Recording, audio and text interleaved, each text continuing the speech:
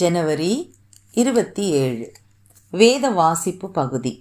மோசே மீதியான் தேசத்து ஆசாரியனாயிருந்த தன் மாமனாகிய எத்திரோவின் ஆடுகளை மேய்த்து வந்தான்.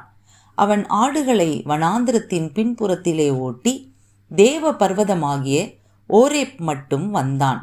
அங்கே கர்த்தருடைய தூதனானவர் ஒரு முட்செடியின் நடுவிலிருந்து உண்டான அக்கினி ஜுவாலையிலே நின்று அவனுக்கு தரிசனமானார். அப்பொழுது அவன் உற்று பார்த்தான். முட்செடி அக்கினியால் ஜுவாலித்து எரிந்தும் அது வெந்து போகாமல் இருந்தது. அப்பொழுது மோசே, இந்த முட்செடி வெந்து போகாதிருக்கிறது என்ன? நான் கிட்ட போய் இந்த அற்புத காட்சியை பார்ப்பேன் என்றான். அவன் பார்க்கும்படி கிட்ட வருகிறதை கர்த்தர் கண்டார். முட்செடியின் நடுவிலிருந்து தேவன் அவனை நோக்கி, மோசே, மோசே என்று கூப்பிட்டார். அவன், இதோ அடியேன் என்றான். அப்பொழுது அவர், இங்கே கிட்டி சேராயாக, உன் கால்களில் இருக்கிற பாதரட்சையை கழற்றி போடு, நீ நிற்கிற இடம் பரிசுத்த பூமி என்றார். பின்னும் அவர், நான் ஆபிரகாமின் தேவனும் ஈசாக்கின் தேவனும் யாக்கோபின் தேவனுமாகிய உன் பிதாக்களுடைய தேவனாயிருக்கிறேன் என்றார். மோசே தேவனை நோக்கி பார்க்க பயந்ததினால் தன் முகத்தை மூடிக்கொண்டான். அப்பொழுது கர்த்தர், எகிப்தில் இருக்கிற என் ஜனத்தின் உபத்திரவத்தை நான் பார்க்கவே பார்த்து ஆளோட்டிகளின் நிமித்தம் அவர்கள் இடுகிற கூக்குரலை கேட்டேன். அவர்கள் படுகிற வேதனைகளையும் அறிந்திருக்கிறேன். அவர்களை எகிப்தியரின் கைக்கு விடுதலையாக்கவும் அவர்களை அந்த தேசத்திலிருந்து நீக்கி கானானியரும் ஏத்தியரும் எமோரியரும் பெரிசியரும் ஏவியரும் எபூசியரும் இருக்கிற இடமாகிய பாலும் தேனும் ஓடுகிற நலமும் விசாலமுமான தேசத்தில் கொண்டு போய் சேர்க்கவும் இறங்கினேன். இப்பொழுதும் இஸ்ரவேல் புத்திரரின் கூக்குரல் என் சந்நிதியில் வந்து எட்டினது. எகிப்தியர் அவர்களை ஒடுக்குகிற ஒடுக்குதலையும் கண்டேன். நீ இஸ்ரவேல் புத்திரராகிய என் ஜனத்தை எகிப்திலிருந்து அழைத்து வரும்படி உன்னை பார்வோனிடத்துக்கு அனுப்புவேன் வா என்றார். அப்பொழுது மோசே தேவனை நோக்கி, பார்வோனிடத்துக்கு போகவும் இஸ்ரவேல் புத்திரரை எகிப்திலிருந்து அழைத்து வரவும் நான் எம்மாத்திரம் என்றான். அதற்கு அவர், நான் உன்னோடே இருப்பேன். நீ ஜனத்தை எகிப்திலிருந்து அழைத்து வந்த பின் நீங்கள் இந்த மலையில் தேவனுக்கு ஆராதனை செய்வீர்கள். நான் உன்னை அனுப்பினேன் என்பதற்கு இதுவே அடையாளம் என்றார். அப்பொழுது மோசே தேவனை நோக்கி, நான் இஸ்ரவேல் புத்திரரிடத்தில் போய் உங்கள் பிதாக்களுடைய தேவன் உங்களிடத்தில் என்னை அனுப்பினார் என்று அவர்களுக்கு சொல்லும்போது அவருடைய நாமம் என்ன என்று அவர்கள் என்னிடத்தில் கேட்டால் நான் அவர்களுக்கு என்ன சொல்லுவேன் என்றான். அதற்கு தேவன், இருக்கிறவராக இருக்கிறேன் என்று மோசேயுடனே சொல்லி, இருக்கிறேன் என்பவர் என்னை உங்களிடத்துக்கு அனுப்பினார் என்று இஸ்ரவேல் புத்திரரோடே சொல்வாயாக என்றார். மேலும் தேவன் மோசேயை நோக்கி, ஆபிரகாமின் தேவனும் ஈசாக்கின் தேவனும் யாக்கோபின் தேவனுமாயிருக்கிற உங்கள் பிதாக்களுடைய தேவனாகிய கர்த்தர் என்னை உங்களிடத்துக்கு அனுப்பினார் என்று நீ இஸ்ரவேல் புத்திரருக்கு சொல்வாயாக. என்றைக்கும் இதுவே என் நாமம், தலைமுறை தலைமுறை தோறும் இதுவே என் பேர் பிரஸ்தாபம். நீ போய் இஸ்ரவேலின் மூப்பரை கூட்டி அவர்களிடத்தில், ஆபிரகாம் ஈசாக்கு யாக்கோபு என்பவர்களுடைய தேவனாயிருக்கிற உங்கள் பிதாக்களுடைய தேவனாகிய கர்த்தர் எனக்கு தரிசனமாகி உங்களை நிச்சயமாய் சந்தித்து எகிப்திலே உங்களுக்கு செய்யப்பட்டதை கண்டேன் என்றும், நான் உங்களை எகிப்தின் சிறுமையிலிருந்து நீக்கி பாலும் தேனும் ஓடுகிற தேசமாகிய கானானியர் ஏத்தியர் எமோரியர் பெரிசியர் ஏவியர் எபூசியருடைய தேசத்துக்கு கொண்டு போவேன் என்றும் சொன்னேன் என்றார் என்று சொல்லு. அவர்கள் உன் வாக்குக்கு செவி கொடுப்பார்கள். அப்பொழுது நீயும் இஸ்ரவேலின் மூப்பரும் எகிப்தின் ராஜாவினிடத்தில் போய், எபிரேயருடைய தேவனாகிய கர்த்தர் எங்களை சந்தித்தார். இப்பொழுதும் நாங்கள் வனாந்திரத்தில் 3 நாள் பிரயாணம் போய் எங்கள் தேவனாகிய கர்த்தருக்கு பலியிடும்படி எங்களை போகவிட வேண்டும் என்று சொல்லுங்கள். ஆனாலும் எகிப்தின் ராஜா கைவல்லமை கண்டால் ஒழிய உங்களை போகவிடான் என்று நான் அறிவேன். ஆகையால் நான் என் கையை நீட்டி எகிப்தின் நடுவிலே நான் செய்யும் சகலவித அற்புதங்களாலும் அதை வாதிப்பேன். அதற்கு பின் அவன் உங்களை போகவிடுவான். அப்பொழுது இந்த ஜனங்களுக்கு எகிப்தியரின் கண்களில் தயவு கிடைக்க பண்ணுவேன். நீங்கள் போகும்போது வெறுமையாய் போவதில்லை. ஒவ்வொரு ஸ்திரீயும் தன் தன் அயலகத்தாளிடத்திலும் தன் தன் வீட்டில் தங்குகிறவளிடத்திலும் வெள்ளியுடைமைகளையும் பொன்னுடைமைகளையும் வஸ்திரங்களையும் கேட்டு வாங்குவாள். அவைகளை உங்கள் குமாரருக்கும் உங்கள் குமாரத்திகளுக்கும் தர்ப்பித்து எகிப்தியரை கொள்ளையிடுவீர்கள் என்றார். யாத்திராகமம் 4ஆம் அதிகாரம். அப்பொழுது மோசே, அவர்கள் என்னை நம்பார்கள், என் வாக்குக்கு செவிகொடார்கள், கர்த்தர் உனக்கு தரிசனமாகவில்லை என்று சொல்வார்கள் என்றான். கர்த்தர் அவனை நோக்கி, உன் கையில் இருக்கிறது என்ன என்றார். ஒரு கோல் என்றான். அதை தரையிலே போடு என்றார். அவன் அதை தரையிலே போட்டபோது அது சர்ப்பமாயிற்று. மோசே அதற்கு விலகி ஓடினான். அப்பொழுது கர்த்தர் மோசேயை நோக்கி, உன் கையை நீட்டி அதன் வாலை பிடி என்றார். அவன் தன் கையை நீட்டி அதை பிடித்தபோது அது அவன் கையிலே கோலாயிற்று.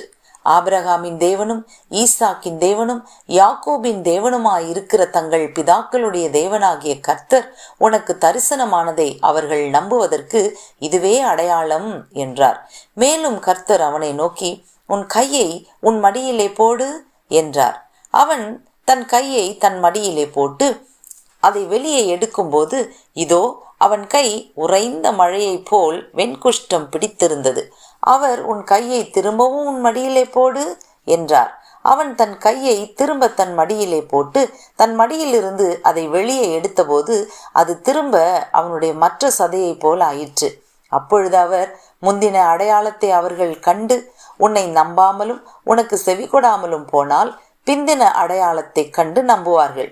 இவ்விரண்டு அடையாளங்களையும் அவர்கள் நம்பாமலும் உன் வாக்குக்கு செவிகொடாமலும் இருப்பார்களானால் அப்பொழுது நீ நதியின் தண்ணீரை மொண்டு நிலத்தில் ஊற்றுவாயாக.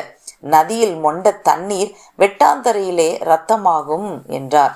அப்பொழுது மோசே கர்த்தரை நோக்கி, ஆண்டவரே, இதற்கு முன்னாவது தேவரீர் உமது அடியேனோடே பேசினதற்கு பின்னாவது நான் வாக்கு வல்லவன் அல்ல, நான் திக்குவாயும் மந்த நாவும் உள்ளவன் என்றான்.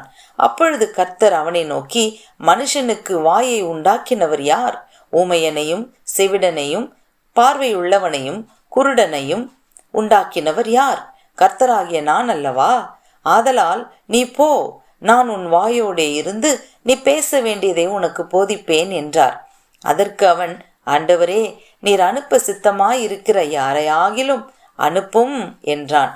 அப்பொழுது கர்த்தர் மோசேயின் மேல் கோபம் மூண்டவராகி, லேவியனாகிய ஆரோன் உன் சகோதரன் அல்லவா? அவன் நன்றாய் பேசுகிறவன் என்று அறிவேன். அவன் உன்னை சந்திக்க புறப்பட்டு வருகிறான். உன்னை காணும்போது அவன் இருதயம் மகிழும். நீ அவனோடே பேசி அவன் வாயில் வார்த்தைகளை போடு. நான் உன் வாயிலும் அவன் வாயிலும் இருந்து நீங்கள் செய்ய வேண்டியதை உங்களுக்கு உணர்த்துவேன்.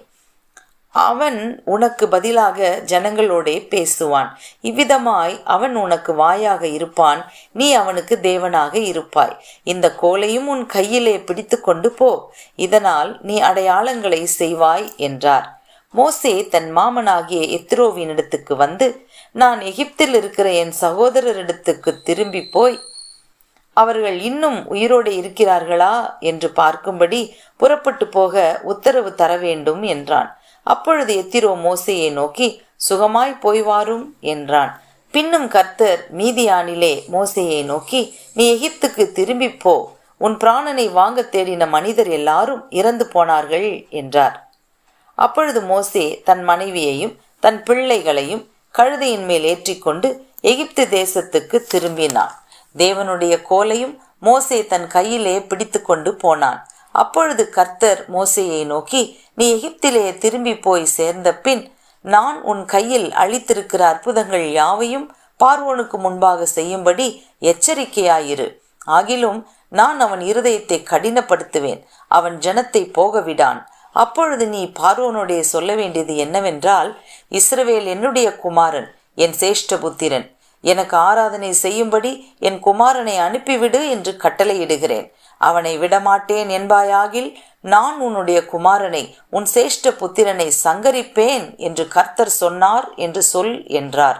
வழியிலே தங்கும் இடத்தில் கர்த்தர் அவனுக்கு எதிர்பட்டு அவனை கொல்ல பார்த்தார்.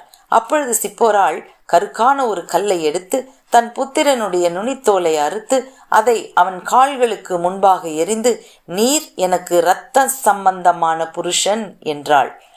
பின்பு அவர் அவனை விட்டு விலகினார். அப்பொழுது அவள், விருத்த சேதனத்து நிமித்தம் நீர் எனக்கு இரத்த சம்பந்தமான புருஷன் என்றாள்.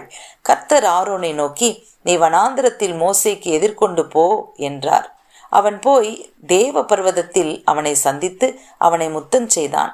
அப்பொழுது மோசே தன்னை அனுப்பின கர்த்தருடைய சகல வார்த்தைகளையும் அவர் தனக்கு கட்டளையிட்ட சகல அடையாளங்களையும் ஆரோனுக்கு தெரிவித்தான். மோசேயும் ஆரோனும் போய் இஸ்ரவேல் புத்திரரின் மூப்பர் எல்லாரையும் கூடி வர செய்தார்கள். கர்த்தர் மோசேக்கு சொல்லிய சகல வார்த்தைகளையும் ஆரோன் சொல்லி ஜனங்களின் கண்களுக்கு முன்பாக அந்த அடையாளங்களையும் செய்தான். ஜனங்கள் விசுவாசித்தார்கள். கர்த்தர் இஸ்ரவேல் புத்திரரை சந்தித்தார் என்றும் அவர்கள் படும் உபத்திரவங்களை கண்ணோக்கி பார்த்தார் என்றும் அவர்கள் கேட்டபோது தலை குனிந்து தொழுது கொண்டார்கள். சங்கீதம் 27. கர்த்தர் என் வெளிச்சமும் என் இரட்சிப்புமானவர், யாருக்கு பயப்படுவேன்? கர்த்தர் என் ஜீவனின் பலனானவர், யாருக்கு அஞ்சுவேன்? என் சத்துருக்களும் என் பகைஞருமாகிய பொல்லாதவர்கள் என் மாம்சத்தை பட்சிக்க என்னை நெருக்குகையில் அவர்களே இடறி விழுந்தார்கள். எனக்கு விரோதமாக ஒரு பாளையம் இறங்கினாலும் என் இருதயம் பயப்படாது. என் மேல் யுத்தம் எழும்பினாலும் இதிலே நான் நம்பிக்கையாயிருப்பேன். கர்த்தரிடத்தில் ஒன்றை நான் கேட்டேன், அதையே நாடுவேன். நான் கர்த்தருடைய மகிமையை பார்க்கும்படியாகவும் அவருடைய ஆலயத்தில் ஆராய்ச்சி செய்யும்படியாகவும் நான் என் ஜீவனுள்ள நாளெல்லாம் கர்த்தருடைய ஆலயத்தில் தங்கியிருப்பதையே நாடுவேன். தீங்கு நாளில் அவர் என்னை தம்முடைய கூடாரத்தில் மறைத்து என்னை தமது கூடார மறைவிலே ஒளித்து வைத்து என்னை கன்மலையின் மேல் உயர்த்துவார். இப்பொழுது என் தலை என்னை சுற்றிலும் இருக்கிற என் சத்துருக்களுக்கு மேலாக உயர்த்தப்படும். அது நிமித்தம் அவருடைய கூடாரத்திலே நான் ஆனந்த பலிகளை இட்டு கர்த்தரை பாடி அவரை கீர்த்தனம் பண்ணுவேன். கர்த்தாவே, நான் கூப்பிடுகிற சத்தத்தை நீர் கேட்டு எனக்கு இறங்கி எனக்கு உத்தரவு அருளி செய்யும். என் முகத்தை தேடுங்கள் என்று சொன்னீரே, உம்முடைய முகத்தையே தேடுவேன் கர்த்தாவே என்று என் இருதயம் உம்மிடத்தில் சொல்லிற்று. உமது முகத்தை எனக்கு மறையாதேயும், நீர் கோபத்துடன் உமது அடியேனை விலக்கி போடாதேயும். நீரே எனக்கு சகாயர், என் ரட்சிப்பின் தேவனே, என்னை நெகிழ விடாமலும் என்னை கைவிடாமலும் இரும். என் தகப்பனும் என் தாயும் என்னை கைவிட்டாலும் கர்த்தர் என்னை சேர்த்து கொள்வார். கர்த்தாவே, உமது வழியை எனக்கு போதித்து என் எதிராளிகளின் நிமித்தம் செவ்வையான பாதையில் என்னை நடத்தும். என் சத்துருக்களின் இஷ்டத்துக்கு என்னை ஒப்புக்கொடாதேயும். பொய் சாட்சிகளும் ஆக்கிரமித்து சீறுகிறவர்களும் எனக்கு விரோதமாய் எழும்பி இருக்கிறார்கள்.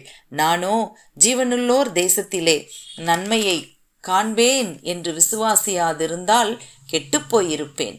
கர்த்தருக்கு காத்திரு, அவர் உன் இருதயத்தை ஸ்திரப்படுத்துவார். திடமனதாயிருந்து கர்த்தருக்கே காத்திரு. மத்தேயு 14 அதிகாரம் 1 முதல் 21 வரை.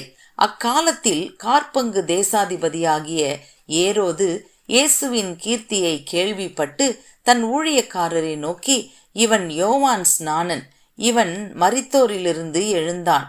ஆகையால் இவனிடத்தில் பலத்த செய்கைகள் விளங்குகிறது என்றான்.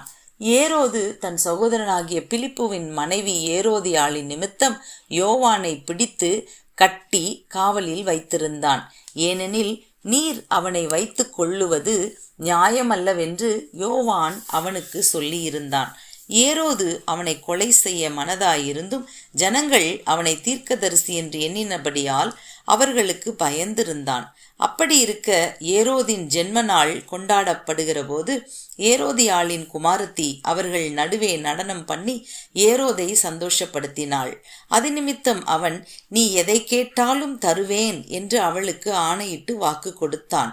அவள் தன் தாயினால் ஏவப்பட்டபடியே யோவான் ஸ்நானனுடைய தலையை இங்கே ஒரு தாளத்திலே எனக்கு தாரும் என்று கேட்டாள். ராஜா துக்கமடைந்தான். ஆகிலும் ஆணையின் நிமித்தமும் பந்தியில் கூட இருந்தவர்களின் நிமித்தமும் அதை கொடுக்க கட்டளையிட்டு ஆள் அனுப்பி காவற்கூடத்திலே யோவானை சிறைச்சேதம் பண்ணுவித்தான். அவனுடைய சிரசை ஒரு தாளத்திலே கொண்டு வந்து சிறு பெண்ணுக்கு கொடுத்தார்கள். அவள் அதை தன் தாயினிடத்தில் கொண்டு போனாள். அவனுடைய சீஷர்கள் வந்து உடலை எடுத்து அடக்கம் பண்ணி பின்பு போய் அந்த சங்கதியை இயேசுவுக்கு அறிவித்தார்கள். இயேசு அதை கேட்டு அவ்விடம் விட்டு படவில் ஏறி வனாந்தரமான ஒரு இடத்துக்கு தனியே போனார். ஜனங்கள் அதை கேள்விப்பட்டு பட்டணங்களிலிருந்து கால்நடையாய் அவரிடத்திற்கு போனார்கள்.